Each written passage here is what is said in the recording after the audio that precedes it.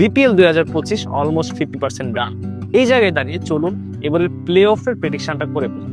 ব্যাপারটা খুবই সহজ, তারপর চলুন ডিসকাশন করা যাক। আমি জানাচ্ছি এই ভিডিওতে, আর আপনারা জানাবেন comment box. Number 1, Rangpur Riders. কেন বলছি সেটা আপনারা খুব ভালো করেই জানেন। রংপুর রাইডার্স এখন পর্যন্ত 7টি ম্যাচ খেলেছে, 7টি থেকে 7টি জয়।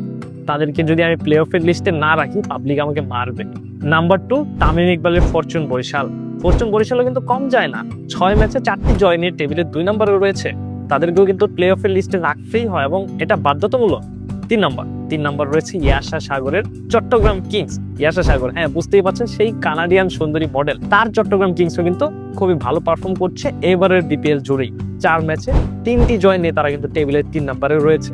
এখন পর্যন্ত মোট 3টি টিমের নাম বলেছি, এগুলো কিন্তু খুবই সহজ ছিল বলা, কিন্তু 4 নাম্বার পজিশনে যে থাকবে সেটা কিন্তু একটু চ্যালেঞ্জিং হতে পারে। এখন যদি আমরা পয়েন্ট টেবিলের দিকে তাকাই, তাহলে দেখবো 4 নম্বরে রয়েছে খুলনা টাইগার এবং 5 নম্বরেই রয়েছে সিলেট স্ট্রাইকার্স। তো আপনি কিন্তু সিলেট স্ট্রাইকার্সকেও কিন্তু বাদ দিতে পারবেন না, পুরোপুরিভাবে বলতে পারবেন না যে একেবারেই বাদ হয়ে গেছে। যদিও সিলেট স্ট্রাইকার মাত্র 6 ম্যাচে 2টা ম্যাচ জিতেছে এবং খুলনা টাইগার্স 5 ম্যাচে 2টা উইন পেয়েছে।